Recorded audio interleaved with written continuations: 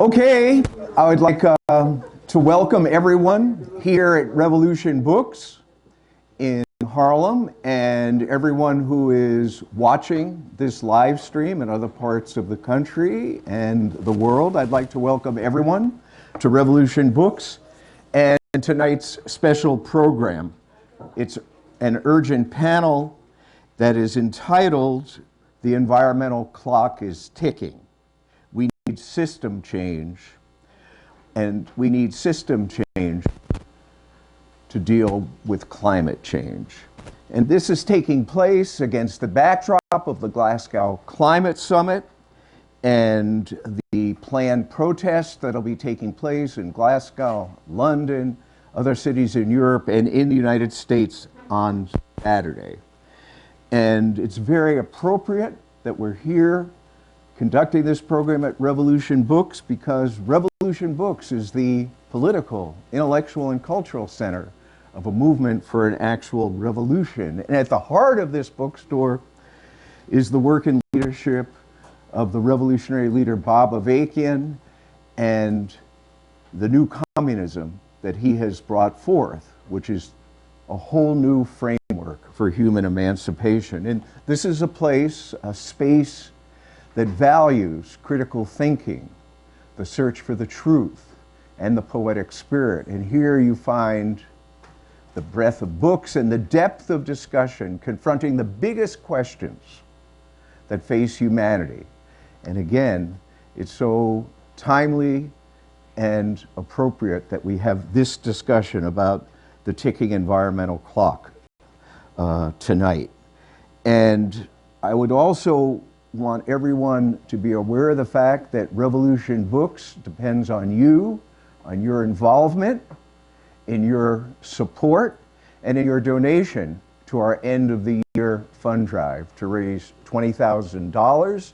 And you can talk with people on the staff about that. Now, the way we're going to do the program tonight is we'll have two presentations, one from myself and one from our special guest, Ashley Dawson.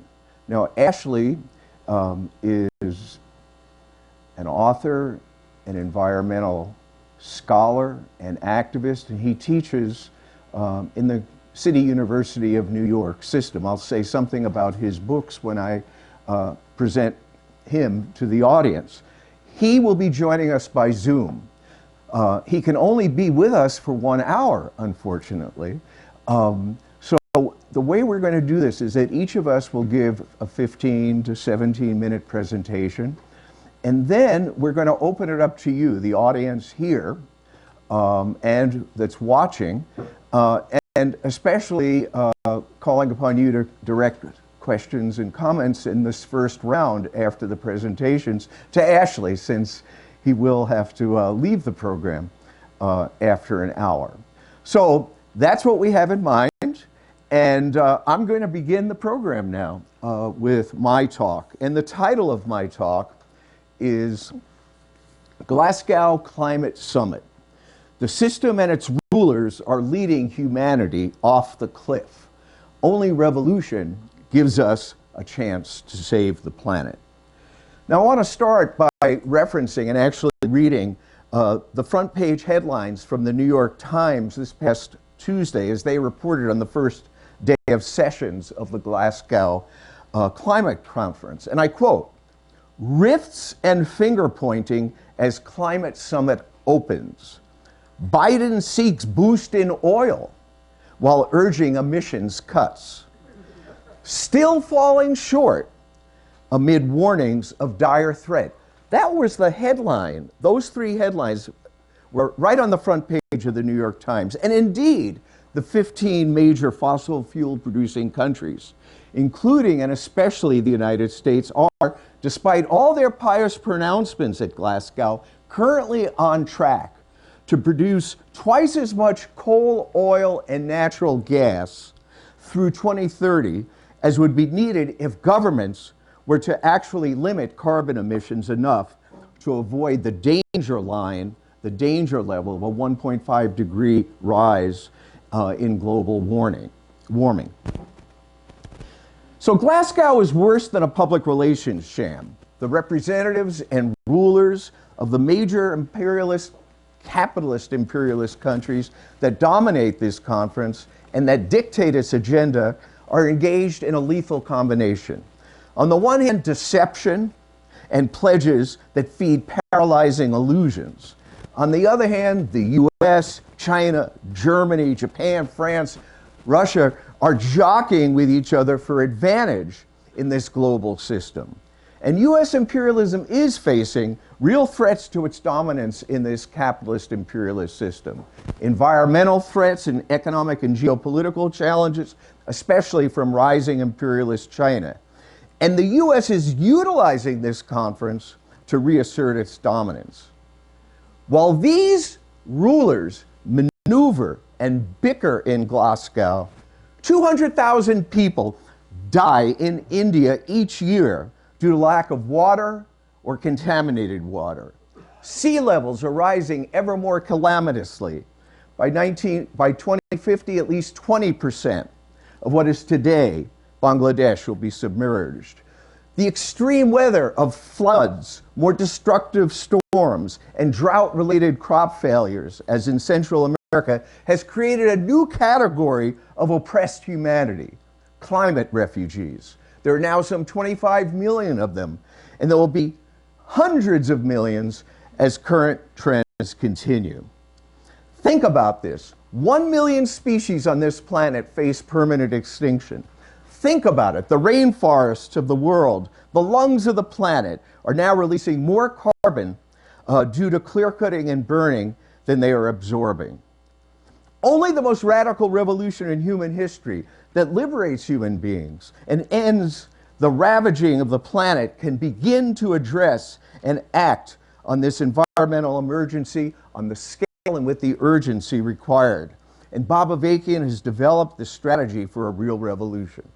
He has developed the vision and framework for a radically new state power, enabling human beings to flourish and to become caretakers of the planet. The Constitution for the new Socialist Republic in North America, which you can get here at this bookstore and online at revcom.us. This Constitution, authored by Bob Avakian, has as one of the fundamental principles governing the new society, protecting, preserving, and enhancing the ecosystems and biodiversity of the planet for current and future generations. Look, we need the most scientific understanding of the physical processes of climate change and the many intertwined manifestations of ecological destruction. We also need the most scientific understanding of why those sitting in the world seats of power, why these representatives from the major global powers are not only not addressing this insane trajectory in the ways commensurate with its scale and gravity, but acting in ways that are accelerating this crisis and blocking the needed measures to go to work on it. The reason is this: the rulers of this capitalist imperialist system, they are the rulers. They embody and enforce the rules of the economic system that has brought us to this precipice. And by economic system, I mean how things get produced, distributed, transported in order for society to function. And under capitalism, imperialism, the economy is governed by certain relations of ownership and control. It operates and is regulated by certain economic rules. Let me briefly explain. The economy is organized around profit. What gets produced and how is set by profitability.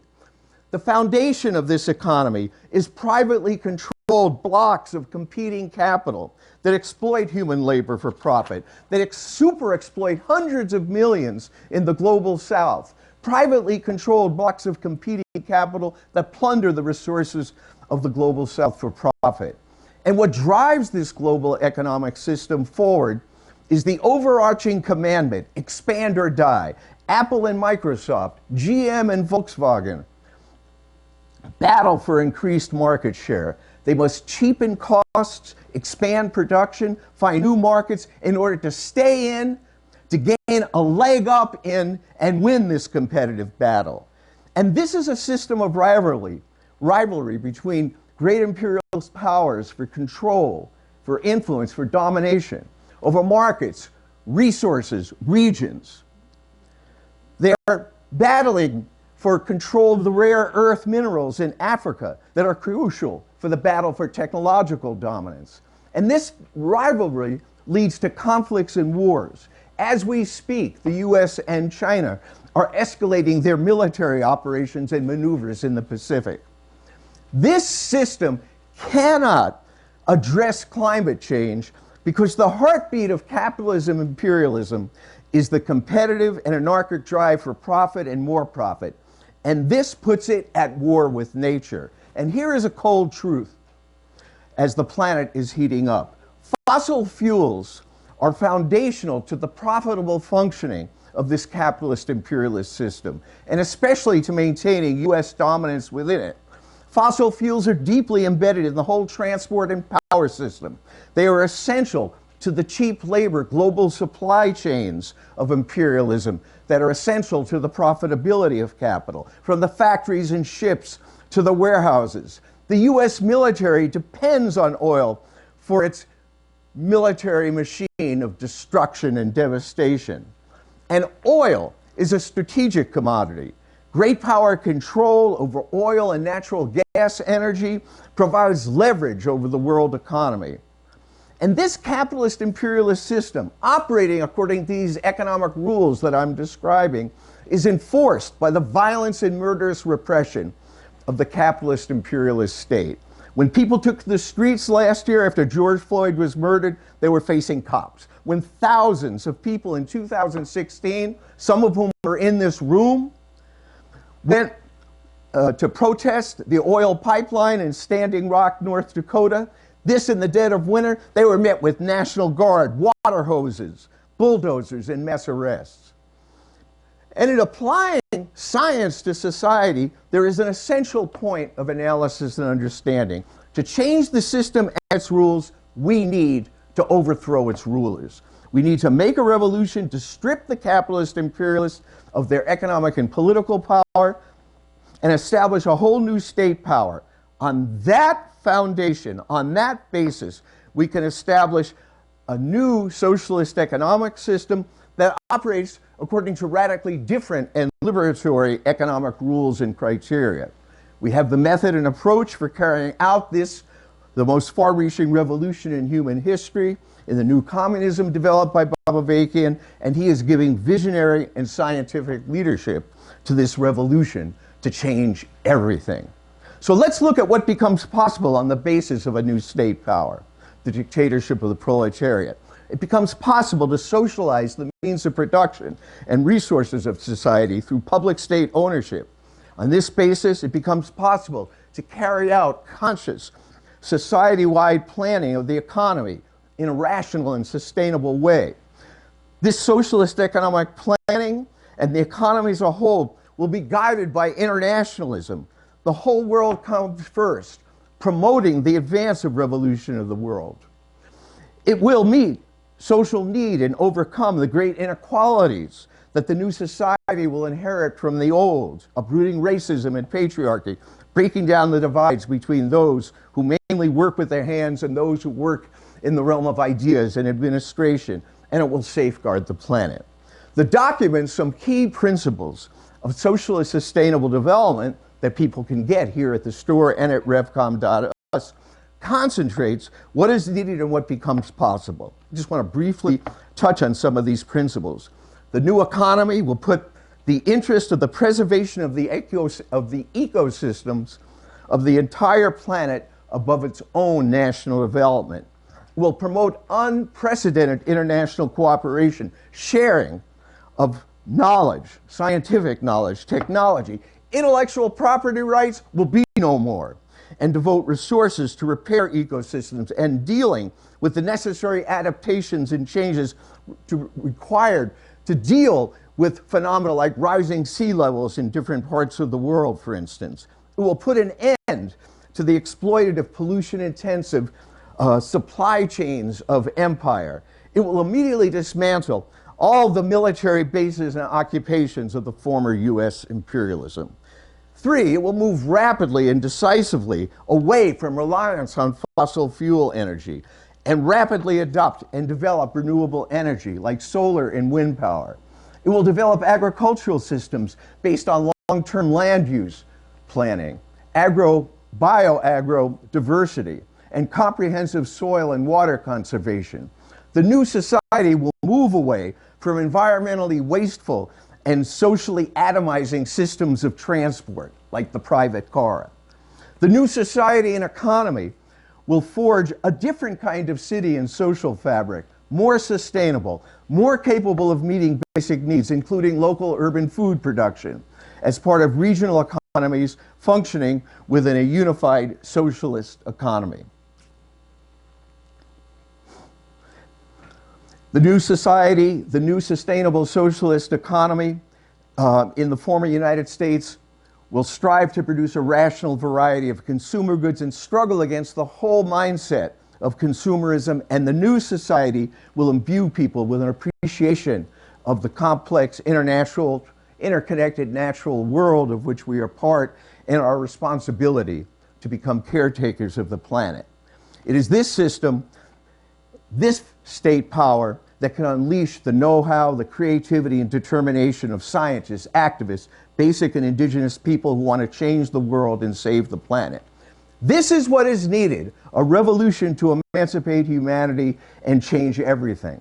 And this is not some far-off pipe dream. Revolution in a powerful imperialist country like the US is possible only in rare times and circumstances. But in the extreme and dire times of today, in what people are being forced to confront about the environment and other crises like the right to abortion, police murder, and with the rulers bitterly divided and society ripped by deep divisions, revolution could be possible. It is why it is so crucial to plant the pole for and to spread this revolution, and why all who care about the planet and the future of humanity should learn more about and become part of this revolution. Now, it is always damaging to buy into the system's illusions and reformist programs that do not and cannot measure up to the enormity of this crisis, but especially at a time when revolution could be possible. The Green New Deal, it takes the framework of US domination in the world and the standard of living of the US that rests on global plunder, it takes that as a given. To try, as the Sunrise Movement is doing, to get the Biden Build Back Better plan passed, this is a cruel hoax. Biden doesn't call for immediate and steep cuts in oil and natural gas production, the trillions needed to actually and rapidly convert to solar and wind power. That's not part of it. And this sorry piece of legislation can't even get endorsed by his whole Democratic Party, much less the fascist Republican Party that denies the reality of climate change. And there are programs and agendas aimed at building grassroots movements to pressure the state, to bend these economic rules that I've been talking about, and to bring energy under some kind of public or local control. But A, the imperialist state and the capitalist imperialist rulers are not going to relinquish control of the strategic energy sector. And B, at whatever level of ownership and control is exercised in capitalist society, the rules of the game that I've been talking about still apply, expand or die. Look, solar power does not escape this compulsion. Look at the competition for solar panel markets, the quest for control over sources of lithium and cobalt for solar batteries in the Congo. And finally, the environmental clock is ticking. The very topic and title of our subject of our discussion today.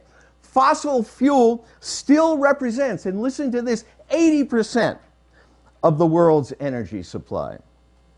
Nothing short of revolution is going to enable us to work on this crisis in the way demanded. And another world is possible through revolution. Thank you very much.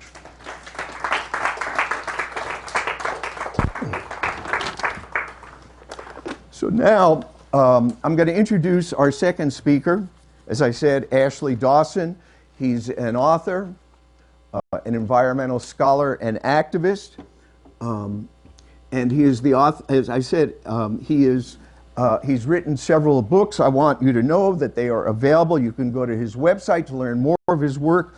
But some of these books include Extinction, A Radical History, Extreme Cities, and People's Power, Reclaiming the Energy Commons. So Ashley is going to come on and join us. Hey, all right, brother. So that's Ashley.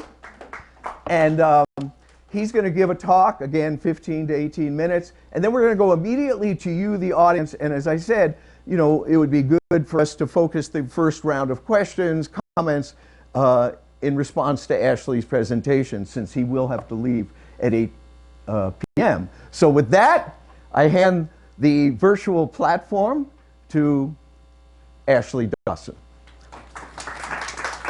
Thank you so much. Can you all hear me okay? Okay, great. It's good to be with you. Thank you for the invitation to speak with you this evening on the occasion of the COP meeting in Glasgow.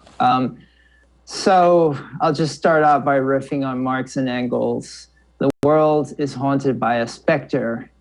It's the specter of mass extinction. As you just heard from Raymond, the statistics of the environmental crisis are truly shocking and unnerving, and it's a crisis with many different facets. It's not just about excess carbon emissions and methane emissions and climate change. It's also a crisis of extinction and biodiversity loss, as well as many other interlocking elements. So it's a real wholesale environmental crisis. And it's the capitalist system that is leading to this crisis. I also believe that the capitalist system is one that is based on ceaseless expansion on a finite planet. And as a result, we're seeing a catastrophe unfold, and there's no coming back from this crisis, unlike previous capitalist crises, which were regional in geographical scale and which usually saw an economic uptick subsequently. This is a global crisis, and it's a crisis that is mowing down the fundamental elements upon which most forms of life on this planet depend. So things are pretty dire, and it's easy to feel hopeless in the current situation. So what I'm going to do in what will be a brief presentation so that we have time to have some conversation is to go very quickly through climate justice demands, the demands of the climate justice movement, and to talk then briefly about struggles on a national scale, but to really conclude by looking at a local and regional scale where there are important struggles to be involved with. Okay, so coming back and thinking about climate justice demands on a global scale. I was in Cochabamba, Bolivia in 2010 for the World People's Conference on Climate Change and the Rights of Mother Nature. If you don't know about the Accords, the People's Agreement that was drawn up in Cochabamba, I really encourage you after our conversation to look it up. There's a document which summarizes those accords and which I think remain extremely foundational to climate justice struggles today. And I'm just going to abstract 6 different principles from that document. The elites meeting in Glasgow are not going to meet any of these demands, but it's worth remembering what they are and keeping the fight for them alive. So the first one, cut greenhouse gases. That means adopt sufficiently ambitious and binding global greenhouse gas emissions reduction requirements to keep temperatures below 1.5 degrees Celsius. And you all know that this is not happening, that the Paris Accords of a few years ago did not include any kind of binding limits on emissions, and that nations are not even sticking to their pledges. So there has not been this level of cuts, but continuing to demand that accountability mechanisms be put in place that include substantial penalties and that incorporate military, maritime, and air transport sectoral emissions are absolutely fundamental to what movements are struggling for. Second, leave fossil fuels underground, right? If you're going to cut greenhouse gases. You can't engage in any of the greenwashing doublespeak about net zero emissions or about carbon sequestration somewhere down the line. And that kind of greenwashing rhetoric is even incorporated in a lot of the scientific protocols of the Intergovernmental Panel on Climate Change. You know, their pronouncements about future scenarios all incorporate ideas about being able to suck carbon out of the atmosphere in some point further in the future. But these technologies have not yet been developed and are not really deployable at scale. So we need to leave fossil fuels underground. That means compelling owners and managers of oil, gas, and coal reserves to cease all new exploration and most current extraction, and simultaneously to revalue their so-called unburnable carbon to be accounted as stranded assets. And a really important thing here is to fight to end the $7 trillion worth of annual government fossil fuel subsidies, because as we heard from Raymond, leaders speak out of both sides of their mouths, and while they talk about cutting emissions, they still continue to support fossil fuels with subsidies. Okay, demand number 3, ensure a job-rich, just transition for carbon-addicted economies for affected workers and communities in what must be radically transformed and increasingly localized sectors, including energy, transport, agriculture, urbanization, industrial production, and waste disposal systems. And this is a really key and very difficult issue. You know, it's one obviously that has been incorporated within Green New Deal demands here within the US. But as hard as it may be to imagine those demands actually being passed into law in the current moment, the scenario gets even more challenging when one thinks about countries that have fought for control of their own natural resources against imperial incursions and histories of fomenting coups and other forms of disruption, to imagine them transitioning off fossil fuels and oil. So we need to think and fight for, in solidarity with brothers and sisters abroad who are trying to make that happen. Demand number 4, finance planetary and social survival. And it's a particularly important demand in the context of the current COP, which is supposed to have carbon finance and finance for just transition in the global south as one of its primary negotiating platforms and planks. Of course, that's not happening. And while we might hear that there was supposed to be $100 billion annually put forward by wealthy nations, nations that historically have colonized the atmosphere with their carbon emissions, such as the US and the nations of the European Union. The fact is that most of that money has not been put forward, and what has been extended to global South countries has been in the form of loans rather than grants. So it's essentially digging countries deeper into debt and making it harder and harder for them to transition away from polluting industries and forms of export-led industrialization. So we really need a new financial mechanism, and we need to challenge the existing one, which is being routed through imperial institutions like the WTO and the World Bank. Okay, demand number 5. I'm almost finished, there are only 6. Demand number 5 is manage technology as a global public good. The way that the Green New Deal here in the US was framed originally was that it was going to spur innovation and give the US a better position to compete with its rivals on a kind of global competitive economic stage. Climate justice movements are adamantly opposed to that and call for localized production techniques without intellectual property restrictions and for dissemination of locally appropriate technologies, including not just renewable energy technologies, but also forms of agriculture and food sovereignty reforms.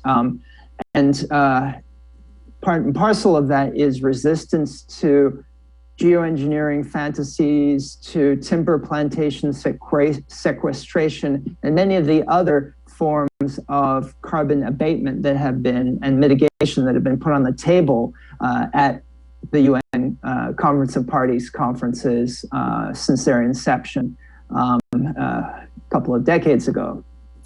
And then lastly, the last demand is to redress social injustice. And this is, of course, a huge one, but it means that whatever is done has to include empowering oppressed constituencies, engendered racial justice, indigenous, global south, and youth communities, and providing formal rights for nature, for climate migrants and refugees, and for future generations. So I think it's worth just repeating those demands, because I think they're really pointing us towards the kinds of large-scale transformations that we need to all be fighting for. Of course, how do these things get implemented? Well, we've witnessed over the last couple of years an immense amount of energy being put into the fight for a Green New Deal within the United States. I agree that that this was not a plan that was ever framed around the idea of challenging, let alone dismantling, underlying capitalist structures of exploitation. However, it did include major benefits for historically marginalized and oppressed communities. And so I think the fight for it was really important, and energies were mobilized that were really notable, and I think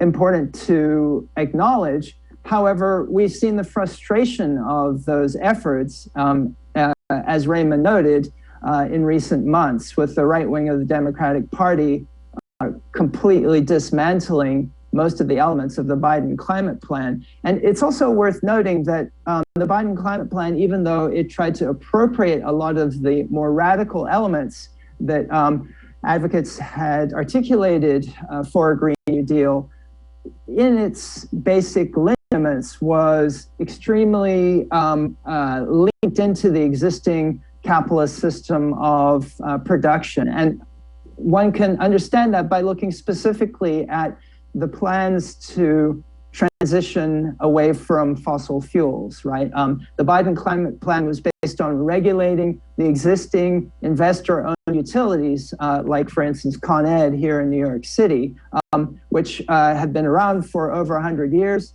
which are supposedly publicly regulated, but those public regulatory bodies have been largely captured by these big corporations that spend millions of dollars every year lobbying against energy transition because they have all of these sunken assets in existing fossil fuel-based production.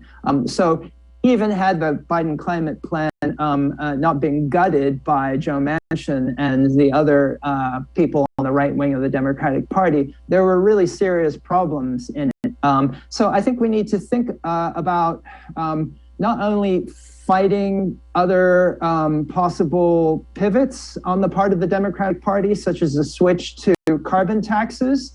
And you only need to look at the history of carbon tax proposals in France under Emmanuel Macron and the resulting uprising by the Yellow Vests, the Gilets jaunes, who were incredibly angry that the effort towards environmental and energy transition was being put on the backs of the working class rather than being dealt with by the elites in the society. We only need to look there to see the dangers of a pivot towards that kind of plan, which is one of the most likely outcomes following the failure of this effort to push investor-owned utilities towards other models of production, towards renewable energy specifically. Okay, so all of this goes to say that the picture is pretty bleak. It's very difficult to find a lot of hope in these different outlooks. But if one turns to a regional and local scale, at least, there are really important ways to get involved and important fights. So I'm going to touch very briefly before closing on what's happening here in New York City and New York State. So carbon emissions come from three major sources: power generation, transportation, and the heating and cooling of buildings. Of course, there are other sources such as industrial production, which I mentioned earlier on, but those are the three major sources, and they produce the lion's share of greenhouse gases. And it's power generation that is, among those three different sectors, the one that is the most dirty, the most polluting. So what happens if we really focus our energies for a second on power generation? And of course, there are massive movements engaged in this right now. And I would argue that we need to have a kind of pincer movement that includes movements against extraction, but then in addition to these movements that are saying no to the existing dirty system and to efforts to build that system out, we need to have movements saying yes to a different system, to a clean and democratically controlled power system linked to a just transition. And this is particularly important right now in New York City because over the last couple of years, the source of 25% of our power has been shut down. The Indian Point nuclear power station, which is just 10 miles north of Manhattan. Obviously, this is an extremely old power station. It's a very good thing on many different levels that it's been shut down, but it means we suddenly have a shortfall of about 25% of the power going into the grid. And what that means is that investor-owned utilities and the state of New York as well are trying to build out a lot of dirty energy sources. We just had a couple of really major victories over the last couple of weeks as a result of social movements and movements for energy democracy. That includes, it's not definitive yet, but the governor and Department of Environmental Conservation said they were not going to give a permit to the energy fracked gas plant, the proposed fracked gas plant in Astoria here in Queens and New York City. And then they also said they would not grant a permit to the Danskamer plant upstate. So these are really significant victories, and we need to build on those victories. There are other major fights to engage in. For instance, at the same time as shutting down those dirty power plants, the governor has said that she's going to give the green light to the Champlain-Hudson Power Express project, CHPE in its acronym. And this is the idea of laying a huge underground high voltage transmission cable for hundreds of miles down the Hudson River Valley from Quebec, where Hydro-Quebec generates power from dams, and calling this green renewable energy. The problem, of course, is that hydropower is not actually completely green. It generates significant amounts of methane because when you flood a whole area with water, which is what you need to do for a dam, all the trees that are in that area tend to decay and release lots of methane.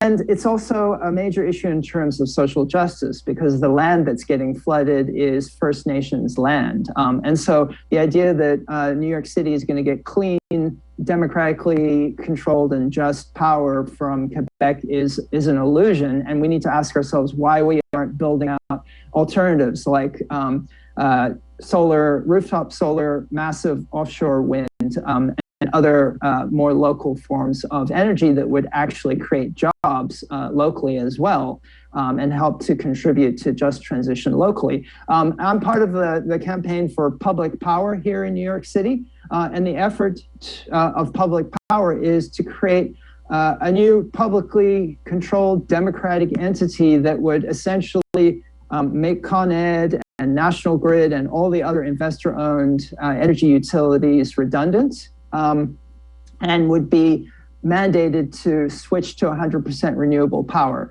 Obviously what Raymond said about how the capitalist powers are not going to let go of control of energy sources easily is absolutely true. There's a big fight on. We put forward bills in the state legislature last year. We got a really significant number of co-sponsors, but it didn't pass. So there needs to be a continuing struggle here. And if New York City could shut down its investor-owned utilities and create a real, genuinely democratically controlled public power entity, which would be mandated to engage in a really rapid transition to renewable energy, it would be a victory that would resonate not just around this country, but around the world. So these are some ways that you can get engaged in local struggles. And of course, I'm talking about New York City, but there are similar struggles going on in many other states and many other cities around the US, and of course in many other countries, to have a fast and just and democratically controlled transition to renewable energy. I want to end with that because I think it's an optimistic note, and these are live campaigns that you all can join in if you would like to. So thanks very much for listening, and I'd love to hear any questions you might have. Okay, so I want to thank you, Ashley, for your talk. And as I said, Ashley's on a tight leash time-wise, and sorry about that. Yes, it's true. And we have about 15 minutes, and I'd like to sort of foreground comments and questions that people might have prompted by Ashley's presentation, and then we'll continue the discussion, and I'll report back to you, Ashley, following your departure. Okay? Great, so, thank you.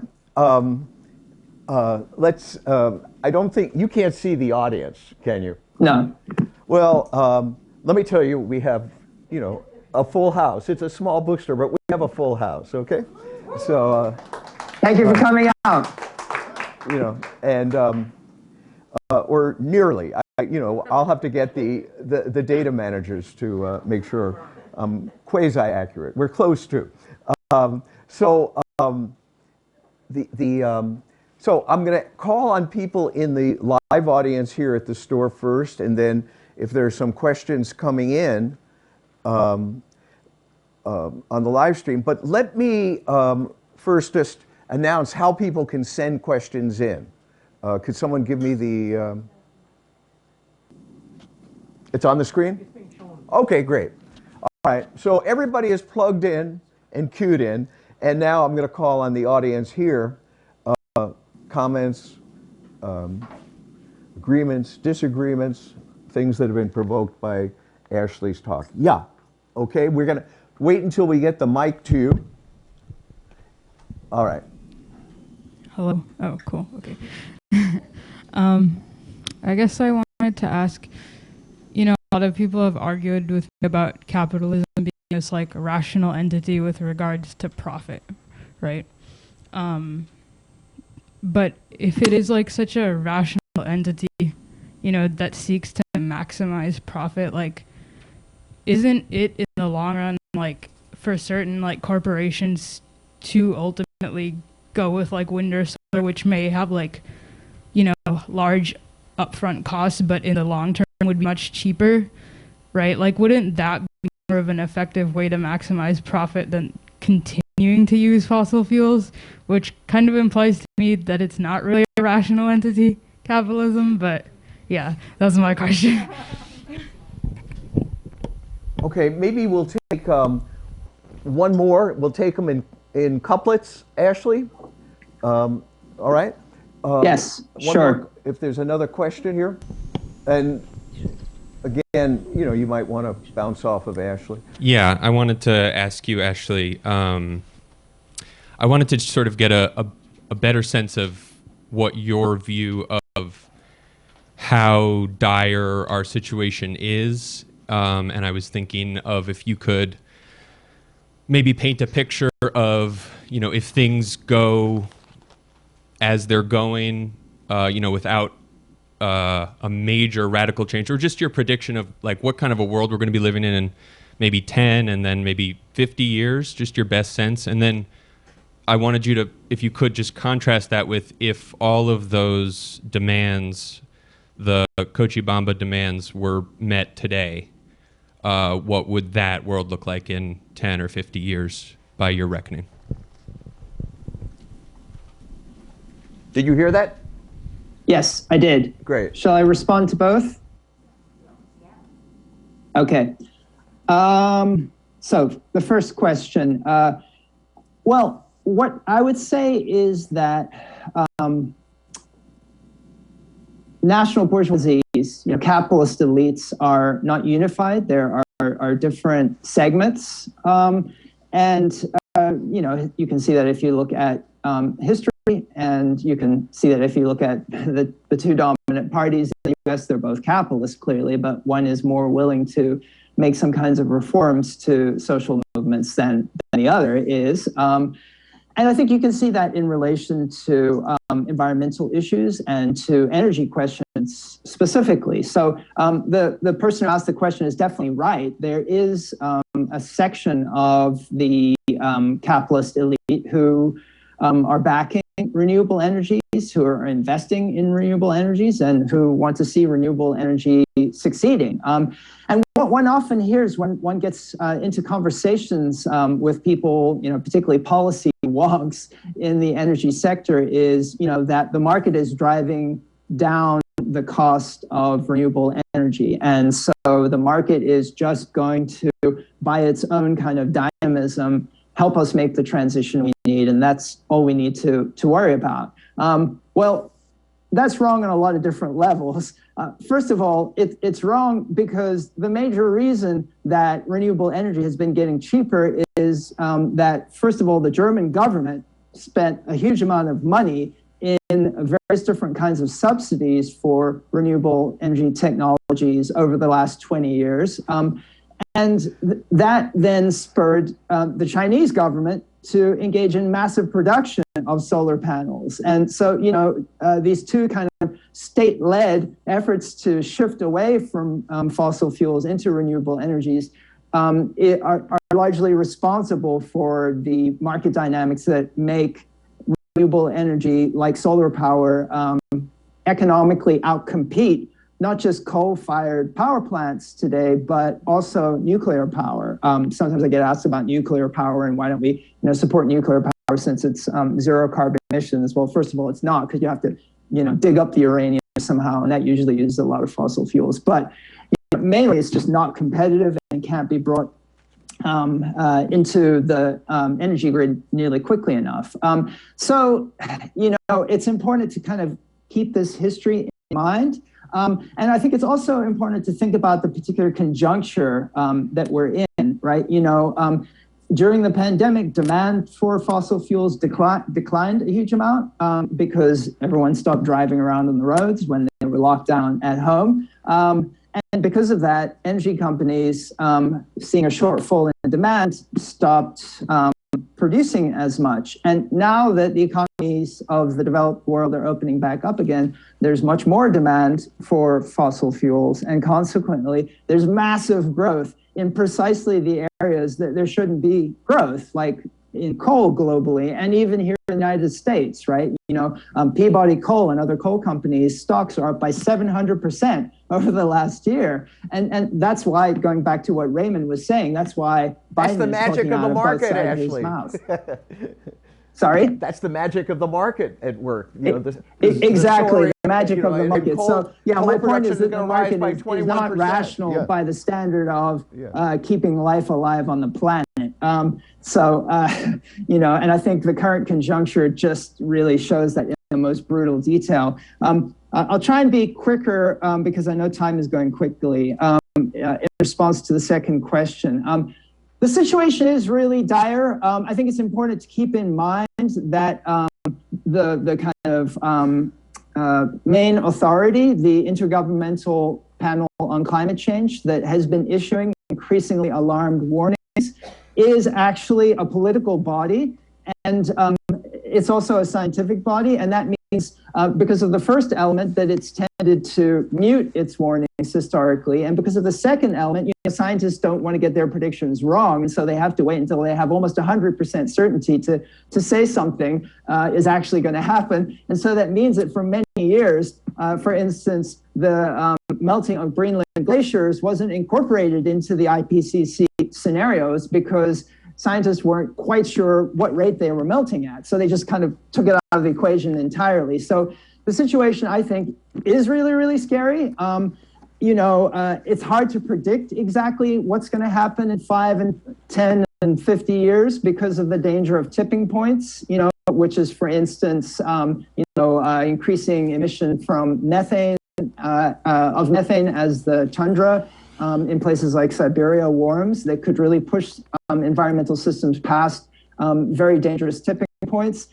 So it's hard to predict exactly how it's going to go down. I think it's important for us to be aware of how grave the situation is without collapsing into apocalypticism, right? Because we get a lot of apocalyptic kind of predictions and ways of thinking from particularly Hollywood, which has been trying to make money off disaster climate scenarios for at least the last 20 years. And I think that can be politically enervating. It can incapacitate movements because people end up just sort of feeling hopeless and as if there's nothing that they can do.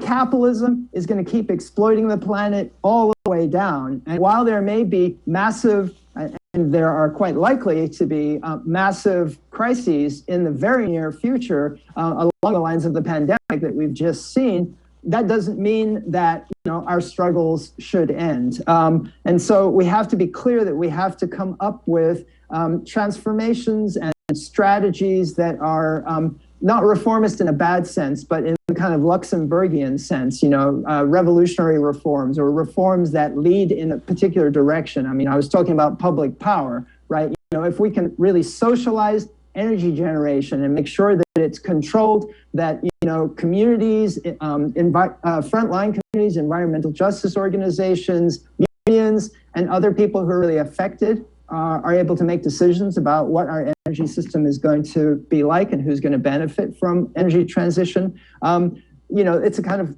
of pushing us in a certain direction that I would argue is ultimately revolutionary. If you want more detail, I'm not going to go into it because of time. I would just encourage you to read Kim Stanley Robinson's 2 latest novels. New York 2140 was his penultimate novel, and then his most recent one is called The Ministry for the Future. Both absolutely amazing efforts to think about what a kind of catastrophic future might look like, and then how revolutionary transformation might play out in such a world. I'm going to call on you and then your hand, okay? We'll give it to her. Is there anything else you want to share with me from over here? You'll just let me know. Okay, from you and then from you. Okay, great. Hello.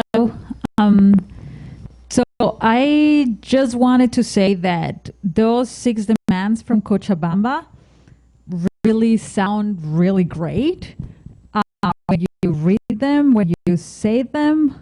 And I just wanted to say that if we actually win a revolution, there would not be need for people demanding these things. That would be a given, and that would be a given, and people would not be working tirelessly to get leaders to listen, which are not going to listen because of what we have been talking about, how they are preceding a system that is not in their interest to listen to this. But people would be working towards actually making those transitions happen, And I think that that is such a, when you were talking about hope, and then when you were talking about like there are things that need to be done and that people need to keep fighting. You have to, he has a few minutes and we want to call the others. So when you're talking about that hope, I think that what, like in opposition to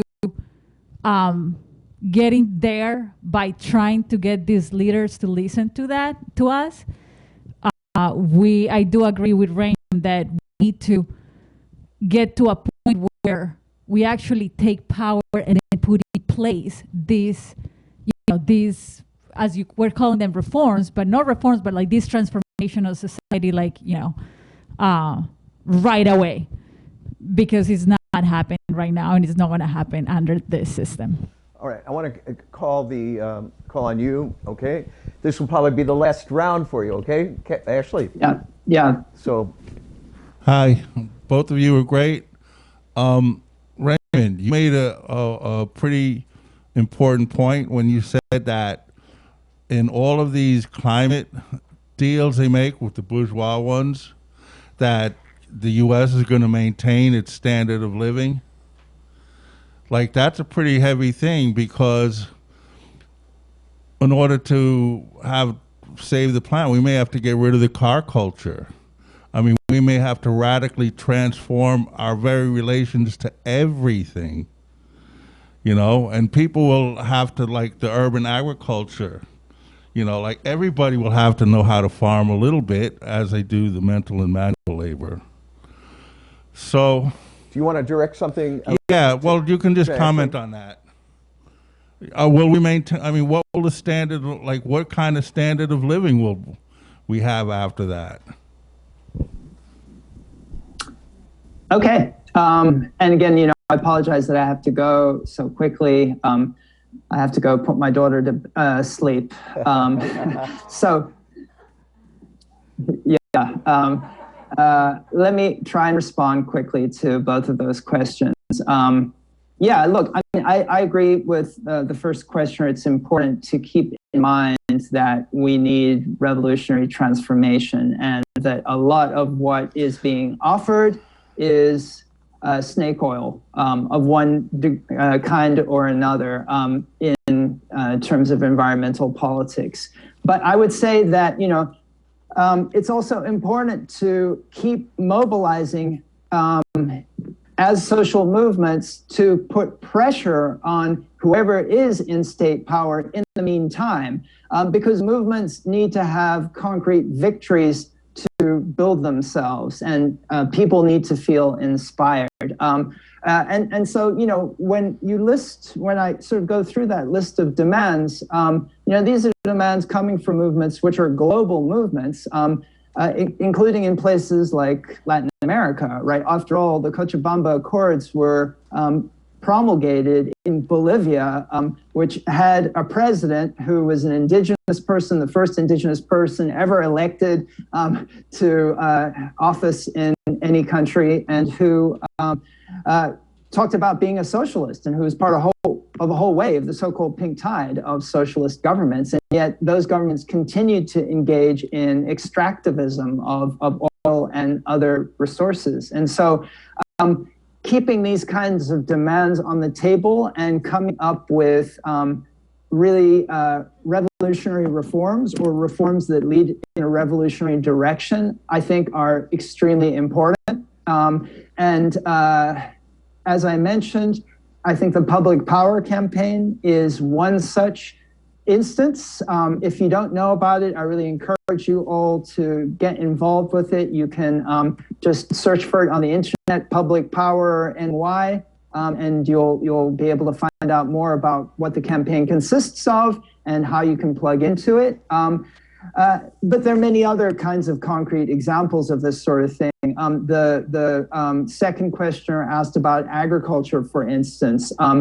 There is a really important struggle going on, and it often gets ignored here in the United States. It was definitely not a prominent part of Green New Deal initiatives to completely transform industrial agriculture. We should remember that there are amazing movements in many global South countries, as well as here in the United States, for agroecology, which is a different mode of production that is far more harmonious and doesn't use fossil fuels. And this is a kind of global movement which is really trying to fight back against massive corporations as well as state support for a certain model of kind of extractive agriculture and plantation agriculture, which is destroying the environment and destroying people's livelihoods. So those kinds of struggles are really concrete struggles that have massive social movements behind them here in the US, but even more so around the world. and they feed directly into some of those demands for climate justice. And so I would say, and they lead in a revolutionary direction. So what I would say is we can't wait for the revolution to put in place a whole new set of policies, that it's really important to get engaged in the concrete struggles that are unfolding on the ground today, and to make really concrete victories for these really essential struggles. So that's where I'll wind up. Hopefully it's on a positive note. Thank you all for listening. Thanks for coming tonight and being engaged in these issues. And I hope to see you out on the barricades at some point. Ashley, before you sign off, two things. One, someone sent a note. Good morning from Nepal. Very nice. Good morning in Nepal. You've made meaningful and thought-provoking points.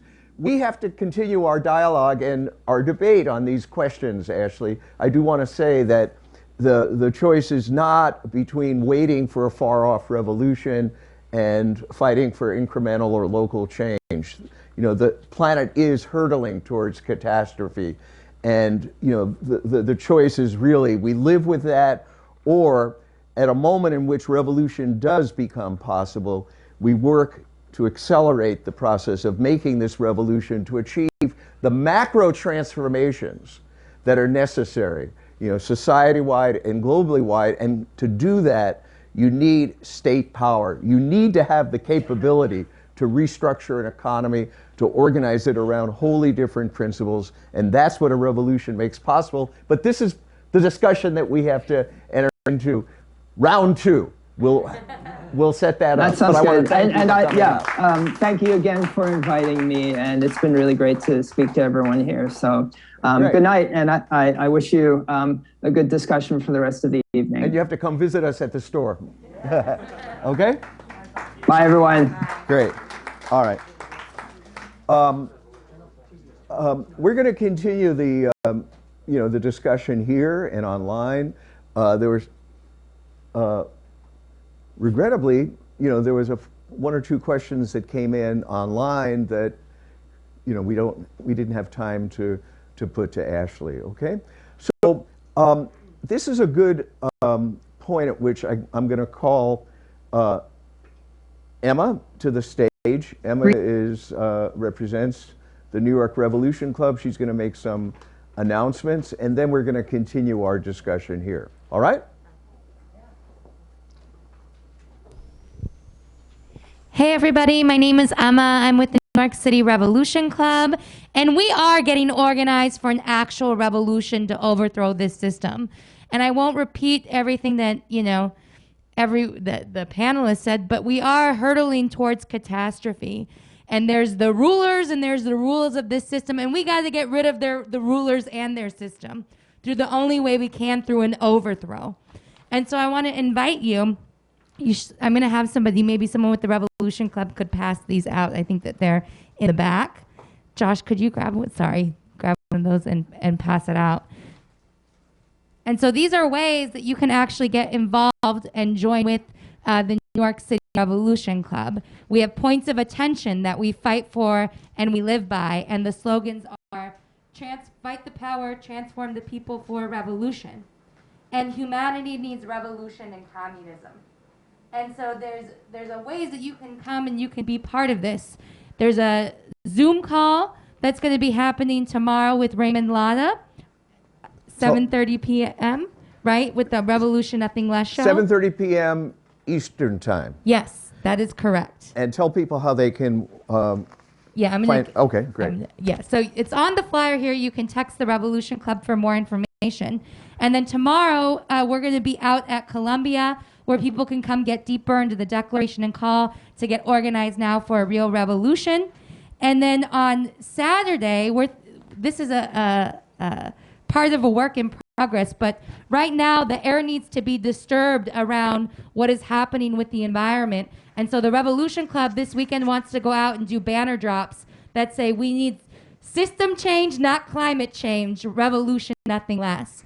And part of getting organized for a revolution is people have to see a force out in society that's real, that's following this leadership, BA, that we have for this revolution. And we're going out and we're organizing people. We're sounding the alarm. We're struggling with people that nothing else is actually going to solve the environmental crisis except a revolution and all the other horrors humanity faces. So those are the ways that you can hook up with us. The other thing, just briefly, I wanted to say is that on Monday, we just heard that Extinction Rebellion is going to be holding daily vigils starting on Monday. And so I think we want to be out at that and really struggling with people around what is it really going to take? We don't have a lot of time. And this is time that can't be squandered on bullshit solutions. We really don't have the time for that. And so there's a lot of ways in. And so I just want to really call on everybody. Now is the time to join the revolution.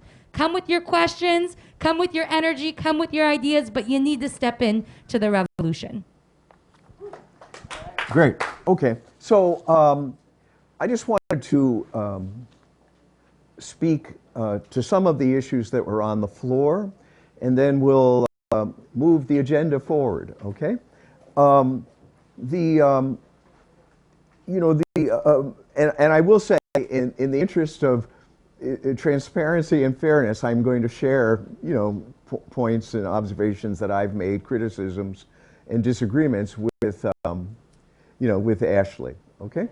And there is an open invitation for him to come back and for us to continue a one-on-one, dialogue and debate. First, as I was saying at the end, this crisis is so severe, in its scope and in how rapidly it's unfolding, that only the most radical and macro change, that is in society as a whole, the reorganization of the economy, those socialist principles, those principles of socialist sustainable development that I was speaking of, enables, humanity to actually go to work on this crisis. And it's very revealing how the scientists, since, 1987, when, the science of global warming had firmly established, the mechanisms at work, that they have been sounding this alarm, and people who are dedicated to, renewable energy, have been, developing ways and means to, to convert from, fossil fuel-based, energy systems to sustainable, renewable ones. But those proposals and those scientific warnings have gone nowhere. And then there's the people, the youth of this generation, who feel that this is a question for their generation. And there are the activists, and there are the people in the indigenous communities around the world who've acquired, extraordinary knowledge of what it would mean to put agriculture, on a sustainable basis. There are so many contributions, and there's so much energy, and there's so much knowledge, a lot of which is cooped up and pent up by everything that I was describing, the system of private ownership and control. I mean, look, we're seeing that in obscene evidence with the COVID vaccine. The intellectual property rights, prevent that vaccine. The technology to produce it, which can be mastered, right? It prevents it from being diffused around the world. And that is the same, with other technologies in the realms of energy and, the solar transformations needed. These are all examples of how the system hems in, all this potential, both technology, scientific know-how, and then most importantly, the initiative and the determination of people to save the planet. And we can't solve that on a local basis. It's not possible to do that because the system, as I said, operates according to certain rules. I'm not going to, go through that again, but profit, expand or die, and how the whole system is structured in the US, structured according to the dominance that it has in the world system, economically, politically, and militarily. And you need to have, as we said, total system change. And if we look at renewables like solar power, here's a revealing statistic. In 1990, coal and natural gas accounted for 65% of the power generated in the United States. In 2020, 30 years later, coal and natural gas accounted for 60%. In other words, only a 5% decline in those 30 years.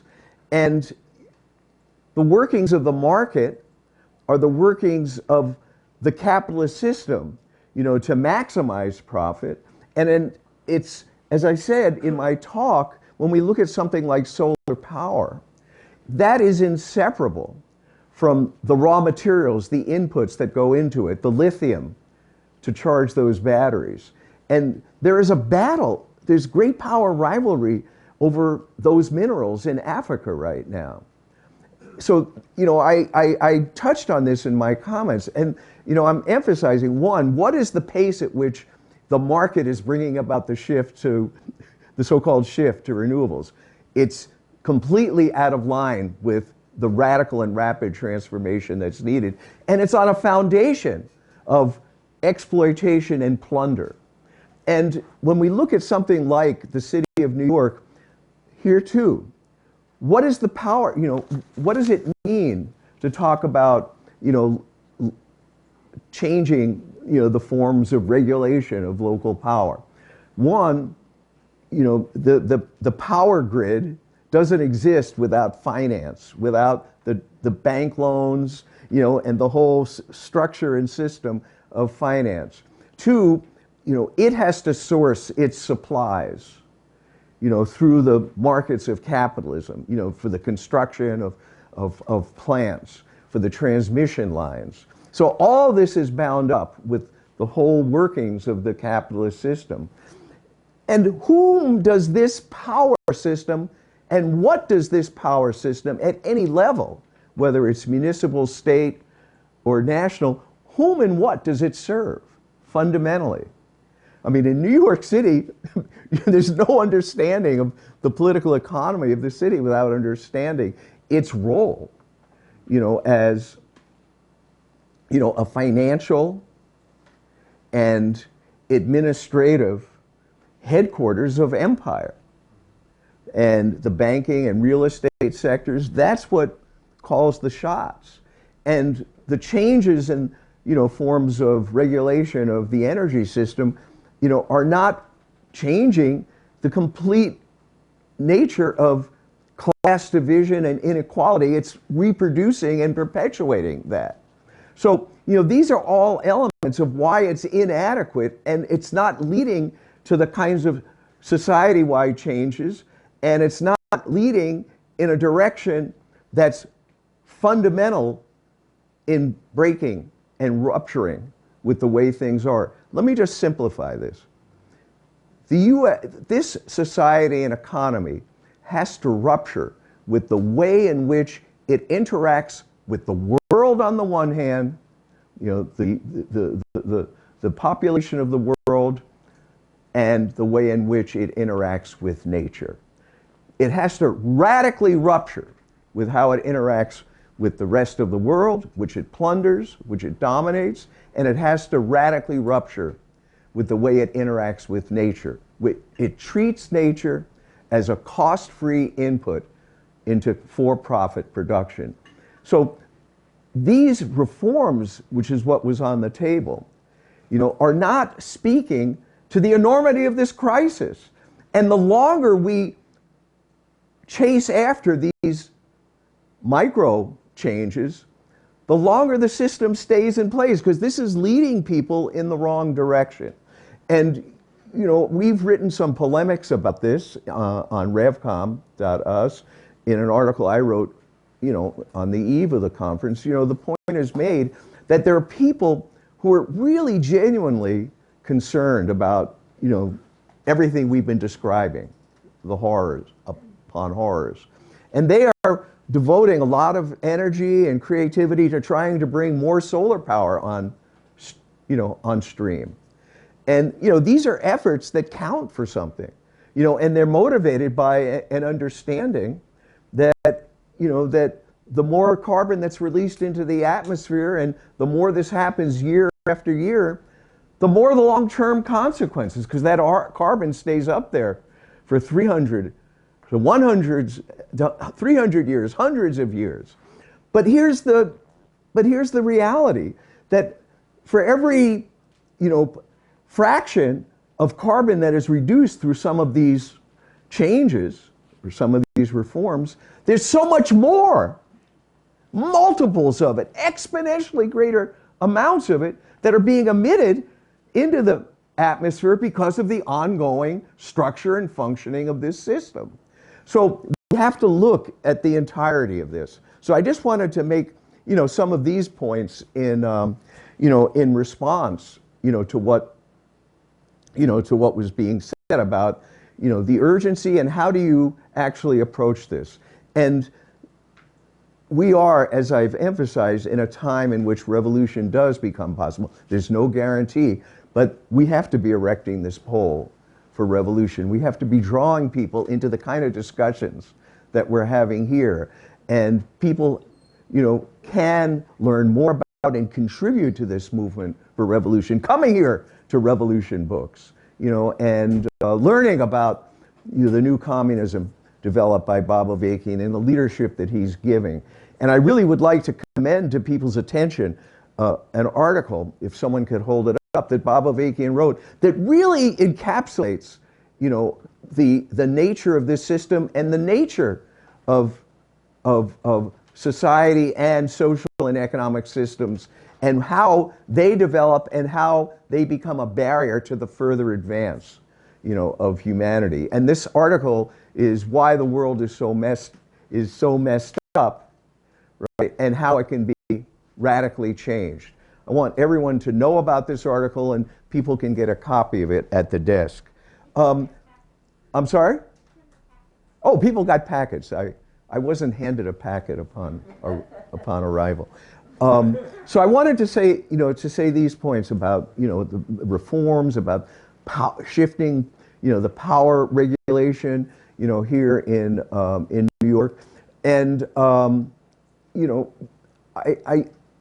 I think it's important to actually make a distinction between people who are, with a great deal of heart, throwing themselves into some of these battles to achieve some of these, some of these changes, and the programs and the outlooks of organizations and leaderships, the agendas that would lock people into these paths that lead not to any kind of fundamental change and transformation, but actually prolong, the existence of this system. So, this is a discussion and a debate that has to be opened up, more widely. So I just wanted to make those points. And one last observation, I mean, he touched on it, is, that those proposals that were coming from the Bolivian conference, I mean, it's very interesting to note, as he that the Bolivian economy has been completely structured around natural gas extraction, right? So, and it has not been able to break with that because it's locked into the workings of the world imperialist system. There is no, that this is a dependent, subordinate, economy. And, here's this conference that's being held there, and these principles are being enunciated. But think about this, the demand for more finance from global lending institutions, right? This is the actual, these are the tentacles of control, over the lifelines and the arteries of these economies. This is what keeps these economies, in the position that they are. So, those principles, some of which, are clearly just, do not speak in and of themselves, to what's required and the kinds of transformations. A lot of those principles, pivot on adapting within the structure of economic and political and military power in the world today. So I just wanted to say that, and I spoke for some length because I wanted to catch up on some of the, the questions and the back and forth that, that took place. And maybe we can open it up now to further questions and comments. We have a few things that came in. So I want to see the hands, people who haven't spoken, if in particular, okay. And I'm going to combine that with, here's a question that came up in response to my presentation. Please speak to how, given the immensely urgent nature of the environmental timeline, would a revolutionary power to be able to both stop further destruction and start implementing policies and take actions that start to do new things. So, I mean, this is speaking to the, to the challenge that, one, we are on a trajectory worldwide in which, there is tremendous destruction that's taking place, and even greater destruction by orders of magnitude that are unfolding because of, the carbon in the atmosphere and all of the damage that's been done to the ecosystems, of the planet. And, he's or she or they in this question are asking about, the environmental timeline. And that, I think, concentrates, what we're facing.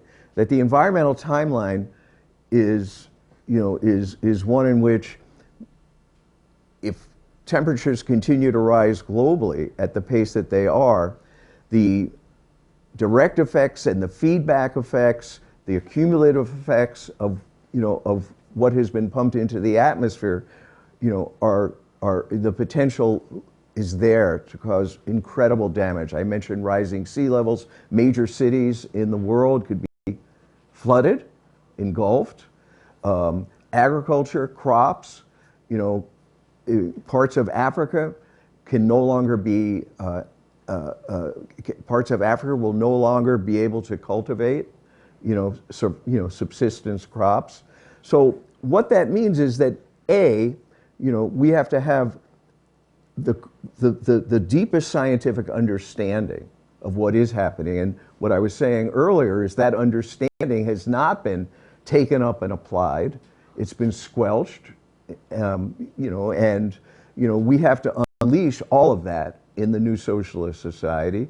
We have to have a global perspective, and that was what I was talking about in terms of the sharing of know-how, of knowledge, and we have to, in the new socialist society, in the new socialist republic in North America, we have to proceed from both an international perspective and a recognition of the disproportionate responsibility that, after the revolution, the former United States had in this crisis. The U.S. is responsible for the greatest amount of carbon emissions in the atmosphere. And that means, devoting resources and efforts that are commensurate with that. And, I gave some examples. There would be, we would be sending teams of scientists and all kinds of people to different parts of the world. We would be sending, assistance. We would be sharing and learning, as part of this process. And we would be, moving beyond, the situation in which, the global climate crisis doesn't know borders. But the world is divided into competing imperialist nation states, and it's a world that's divided into oppressor nations, rich capitalist country, and oppressed nations. And it's a world that's divided into classes, so that the new socialist state in North America is going to be working on transforming and advancing the world revolution. And what we do in this country, and as part of our internationalist responsibilities, supporting and giving concrete assistance to revolution and all the measures that I was talking about, this will be a source of hope and daring to people throughout the world, and inspiration. I mean, look, the first point about the environmental timeline and revolution is, as we like to say, if we make a revolution in the United States, the most powerful empire in human history, that will be a game changer. That will lift an incredible burden off the backs of world humanity. The military colossus, the economic, control, the systems of global exploitation, the sweatshops, and the despoilation of the environment. It's spoken about at the conference and in some of these studies how the U.S. has lowered some of its carbon emissions, but it's at the same time offloaded those emissions to other parts of the world, especially in the global south. In other words, if you're no longer producing, some goods in Buffalo, New York, right, in Chicago, in Cleveland, in some of the former manufacturing centers, then you're producing them in sweatshops in Bangladesh, in Indonesia, and in China, then that pollution is effectively, those carbon emissions are effectively being outsourced along with that cheap labor production. So that's why we have to have this global perspective, and the advance of the world revolution has to be front and center of the responsibility of the new socialist society. So I see your hand going up, and then I'll call on you, okay? And let's. Hey, I just wanted to make a comment that you said, the pollution has decreased in over U.S., but actually the U.S. military is one of the biggest polluters in the world. So we actually are still the biggest polluters in the world. So. Yeah, I mean, that's an important point. I want to say two things about it. The U.S. military is the single largest institutional consumer of oil in the world. Second, the U.S. record at these climate conferences, is a record of, refusing to actually make minimal concessions to the needs of saving the planet. The U.S. withdrew from the first climate accord in Kyoto. This was during the Clinton administration. And there were two, among the other matters that were, hanging up the U.S. imperialists was one, binding agreements. They would not enter into any binding agreement. And the other was whether the emissions by the U.S. military would be counted as part of the, as part of the, the pollution, the emissions index that's drawn up. I want to say this, the Biden administration, takes pride in its, its climate action. We've exposed a great deal of that. During the Obama-Biden administration, listen to this. The very week that the climate talks were taking place in Paris in 2015, and this was considered a breakthrough, right? And as Ashley pointed out, none of the major powers have met their pledges, including the financial support, to the countries especially the island countries that are suffering the greatest with rising sea levels. But the very same week that the Paris summit was taking place in 2015, the U.S. quietly but effectively lifted export controls on natural gas and oil. In other words, the U.S. began to export oil and natural gas in a way that it hadn't before, because it was considered a strategic commodity, not because of any deference or concern for the planet. And there were no exports, major exports. But under Obama, what took place? The massive fracking boom, right? So there was a new market, there were new markets to penetrate and, to profitably conquer, right, with this fracking boom, right? And it was in this period that the U.S. became the world's largest oil and natural gas producer. And what else about those? Why were they lifting those export controls that week, in 2015? Because they were also seeking to flood the market to put pressure on Venezuela and Iran which were viewed as, adversary powers, right? And they had, their economies were wholly beholden to fossil fuel production. So I'm just saying this is, your point is really well taken. What about the centrality of fossil fuels to the functioning of the U.S. empire, and it's true, the U.S., and I think the way to understand this is that the U.S. is responsible for the greatest amount of carbon in the atmosphere, greenhouse gases in the atmosphere, the cumulative amount. It is now the second largest emitter of carbon on an annual basis. China has now become the largest emitter. But its share of the greenhouse gases in the atmosphere doesn't come close to the U.S.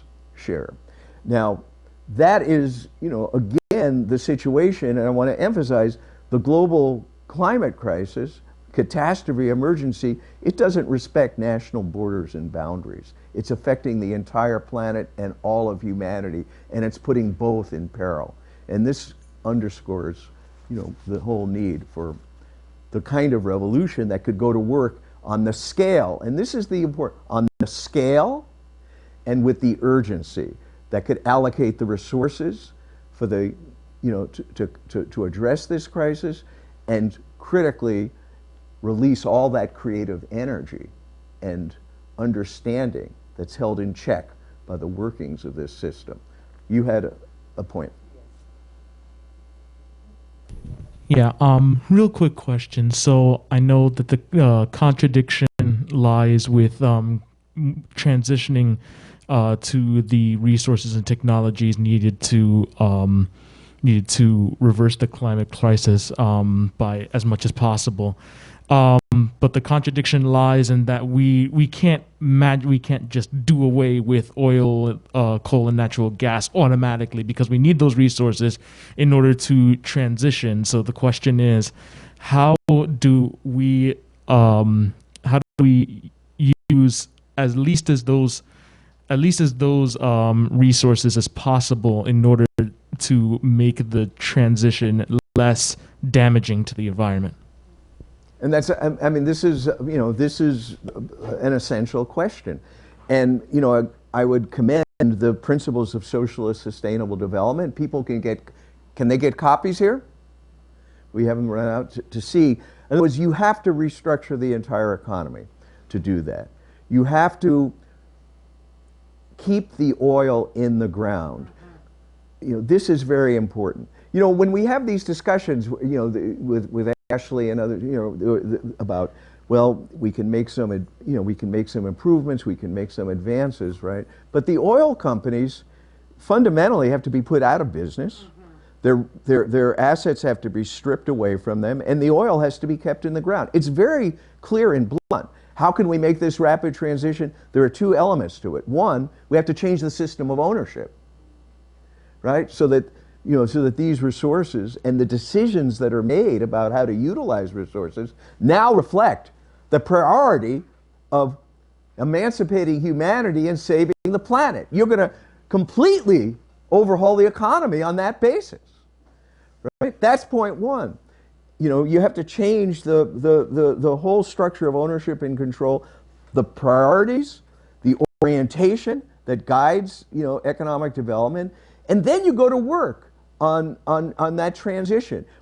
When these discussions of transition from fossil fuel to renewables is taken up in the public discourse, for the most part, the assumption is the oil companies still exist, right? The ways in which the economy is structured can be, slightly modified at the edges, but solar power, and this is what underlies the Green New Deal, why it's so dangerous and toxic. Because the Green New Deal is premised on the fact that the U.S. will still be the dominant power in the world, its military will still be functioning, and, Ashley made this point, that the U.S. will use solar power to become more competitive. What does being competitive mean? It's dominance, it's control. Where does competitiveness where does competitiveness lie? It lies in the ability to more efficiently exploit labor, to more cost effectively utilize resources. So solar, as I said, is subject to the same constraints. The point about making this rapid transition is change the system of ownership and control so that the fossil fuel system of production and mode of ownership no longer exists. Second, we have to go to work. We don't look, this is a monumental challenge. Look, this is the most serious, let's put it this way, this is the most serious crisis that human civilization has faced. And it's going to require an unprecedented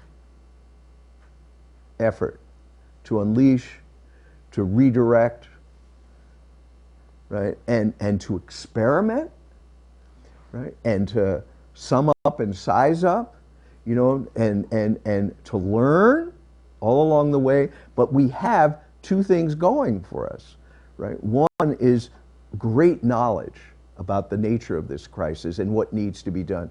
Let me say, we have someone here, I'm not going to spend time, a friend of ours here, Clark Kissinger, has done a lot of reading of, you know, some of the experts who have actually developed models for a rapid transition to renewable energy. In other words, engineers and scientists, you know, have actually, if you will, gamed out how you could replace the fossil fuel energy grid of this country and what the cost would be.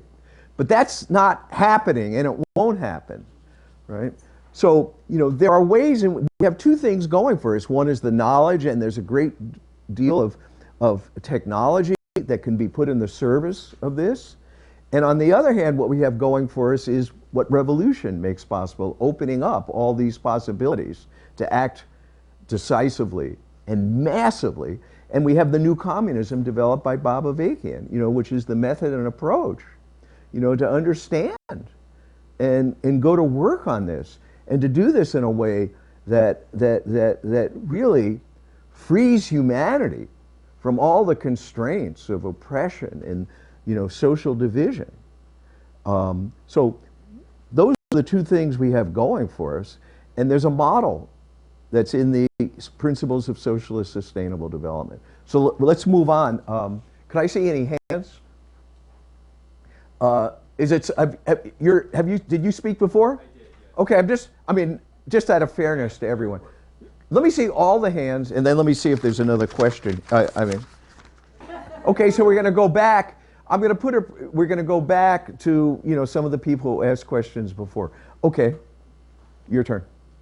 And then I'm going to call on you in the back, okay? So, I agree that a lot of people are in, like, la-la land, like, actual, like, delusional about the reality of the situation.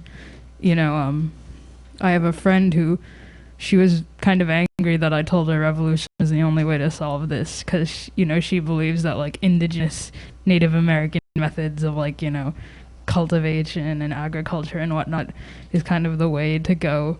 But I feel like in one sense that's still a form of imperialism, not realizing. A form of what? Just like imperialism, in not realizing what a global crisis this is. But also talking about like the post-revolution, right? You know, even you are like completely overhauling the social relations and whatnot in the United States and the production relations. The U.S. is still a former imperialist power, right? So how, I guess the relationship between the U.S. and countries in the global South, I mean, I know, you know, the goal of the socialist society is to promote revolution in other countries as well, but you still have to contend with forces who are saying things like, you know, who are you to tell me that, like, I need a socialist society in my country when you people, like, stole all this stuff from us to get the way, to get to the point that you're at? Or who are you to tell me that I have to switch over to this energy? Like, similarly in Iran, you know, Mossadegh and the CIA and whatnot. Yeah, how do you deal with those situations? Especially, yeah. All right, well, briefly, look, the revolution that comes to power in what is today the United States. And what this country will look like, its borders, it's unclear. The advance of revolution in Mexico and Central America, and the destruction, the dislocation, that the imperialist ruling class will perpetrate to hold on to power. So this is very complex, in terms of how this will unfold and develop. And Bob Avakian, in an excerpt that people can watch in the last episode or the episode before of the RNL show, it's a wonderful excerpt, talks about some of these challenges of coming to power, both the destruction, it's not like, oh, it'll all be exactly the way it is today and then we'll just go to work on it. We're going to be going to work on recovering from the destruction of, the actual struggle for power and what the imperialists are going to throw at us and the masses of people, and the continuing environmental crisis. In terms of spreading this revolution, the way we're talking about giving concrete assistance, one. Two, there's the actual power of the example, of the kinds of transformations that take place in U.S. society, what is today U.S. society, the power of that example, and the hope that that gives to people, and how this will give more, sustenance, to the new communism spreading on a world scale. And there are forces in other parts of the world, as in Iran, who are taking up and applying the new communism. There is that whole history of domination. And you mentioned the CIA and the Mossadegh coup. This was the coup against a democratically elected nationalist, popular politician in Iran who nationalized the oil industry. Well, he was overthrown by the CIA. This revolution is going to dismantle the CIA, the FBI, those military bases, the 700 of them, right? They will be no more, and it's going to be a different relationship, as I said, to the rest of the world. This point that I made about a radical rupture with how the U.S., what is today the U.S., has related to the world and to nature, that's going to be radically transformed. So the foundation for these interactions is very different. And then you have to spread this, the new communism, and movements have to build in other parts of the world, but they will have a base area of support in the new revolution, in the new society that's forged by this revolution that comes to power. So, there are going to be complexities here, the wounds and the scars of the past, that are very real, and they will endure. The damage that's been done to these societies by wars fueled by the U.S., by occupations carried out by the U.S., by the twisting and the distortion of their economic development. Look, in very basic terms, it'll be necessary for the new socialist society to provide parts and supplies,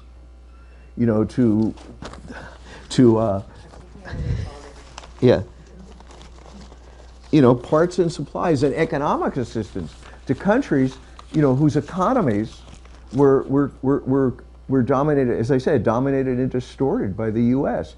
But the key thing is to spread this revolution so that you don't have that relationship, those kinds of relationships are being transformed. So these are the different elements that are involved, in carrying this out. Yeah, you in the back. You had a question? Oh, okay. Hey. I was wondering, when you're in dialogue with people like Ashley, maybe he's actually the perfect example, somebody who's very knowledgeable about the science and the social factors, seems to have a pretty, what I would seem to call a pretty good handle on the systemic causes of our current situation, but disagrees with you and with me that a revolution is the only way out of our situation. I'm wondering, as a revolutionary, I didn't need. I thought we should overthrow the system before I really started thinking about climate change. Years ago. This is just adding on to it. So what I'm wondering is, what's someone like that? What's their, in your experience, what's their hang-up? Is it that they don't think the revolution is possible, so we have to just do what we can within the systems? Is it that they think that we can get to where we need to be without a revolution, and so it's unnecessary? Or I suppose there could be a hundred other possibilities, but wondering what is their mentality? I'm having trouble empathizing. All right, so 2 cheers for empathy here. Look, I want to bring Ashley back here and continue this discussion. I am not going to. I cannot fully express what his positions are. I'm not, to be perfectly honest, I'm not, intimately familiar with his writings, and I've just gotten to know them, in reaching out for this dialogue and debate. So I intend to dig more into this. But I will say this, that there are differences both over the analysis of the problem, the nature of the system, and the solution. So it's not the case with people who promote similar perspective as Ashley's. I'm not going to speak for him, okay? I want to be very careful about that. But there are, there's a school of thought, that sees that while, yeah, the system is based on, on profit and everything that I was talking about, right? And, it has to expand.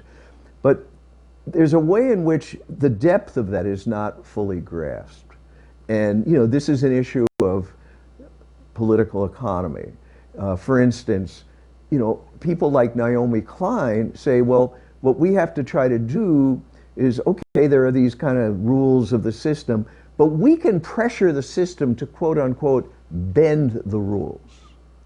And I think this is one area, of disagreement about the nature of the system, the nature of the problem. Yes, there can be changes and concessions, the rules can be bent. Look, the New Deal is so much in the, in the discourse, right? A Green New, the old New Deal, right? So the New Deal under Roosevelt did, bend some rules. There was big public investment in infrastructure. There were social programs, right? But at the end of the day, the New Deal was motivated by 2 things. One, to prevent revolution from taking place, during a period of acute economic and social crisis. And 2, and this is the dirty little secret, to prepare for World War II, for a war of conquest, for a war of division of who would be at the top of the world imperialist system. So, yeah, some rules were bent, in terms of in terms of where investments were taking place, the bailouts, the social assistance programs. But what was guiding that? And the fundamental and underlying rules that I was talking about, especially the drive for world domination, was hardly bent. It was, facilitated by the New Deal. So these rules, and how they govern the workings of the system, is an area that has to be debated and discussed more fully. And then in terms of the solution, see, there's a relationship between your analysis of the problem and the solution. If you think that the rules can really be modified and bent, and we don't have any time to do anything more than that, then you're led in that direction. And I've cited a lot of data, and I don't want to spend more time on that, about, where are we at in this climate crisis? With all the knowledge, with all the agreements, with all the efforts to, move towards more, solar power, where are we at in this crisis, right? So on the question of the solution, I think that there are two big disagreements, right? I mean, one is whether you need that revolution, and two, there's this a great deal of anti-communism, and people completely rejecting, the notion of communist revolution, because the system has been, brainwashes people, even enlightened intellectuals, especially enlightened intellectuals, right, who buy into a lot of this, summation of the first wave of communist revolution in the Soviet Union and in China, know very little about the actual reality of those revolutions, what their real accomplishments were, which were world historic, and at the same time, what their problems and limitations were. And Avakian has summed all this up. So, there's a reticence to go there, to a radical, total revolution. We need a total revolution.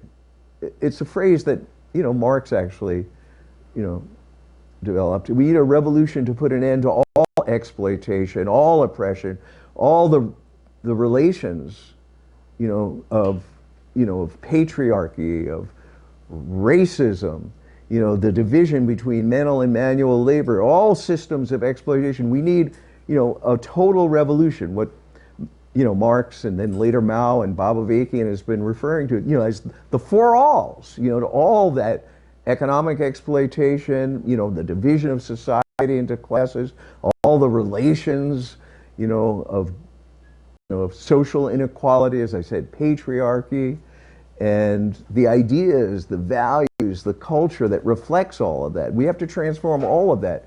But when you talk about total revolution, there is this doctrine of totalitarianism, that if you make revolution, there's going to be this totalitarian nightmare, carried out in the name of, some unrealizable utopia. So this is also part of the picture. But people's sights have been lowered, and we're in a time now when it's really important to be raising people's sights both to the need and the possibility of making a revolution, a total revolution, to emancipate humanity and protect the planet. So, in short, there are disagreements about the nature of the problem, these rules. If I'm focusing on that because that was really one of the central points in my presentation. And second, just how radical and transformative a solution do we need, and what is it? And the new communism, what Avakian has brought forward in his, as I said, visionary and scientific leadership, this has to be spread in society. It has to become a point of and a reference, a point of debate. We have to open up this discussion that we're having about, can you reform the system and what role do those changes play? And we have to open this discussion up much more widely. But there's much more favorable ground to do it because people are questioning. Because people who are going, trying to bring about change are running up against, these obstacles and these barriers. And because the system is, as I said, is being torn apart by, divisions at the top. I mean, what does it say that in the world's most powerful economy, in the world's most powerful military colossus, you have a section of the ruling class, that rejects the truth of climate change. I mean, this is incredible, right? And they have their finger, when they, Trump, he had his finger on the nukes, and this whole system, is unable to confront this crisis for all the reasons that I've said, and to act on it in the way that's needed.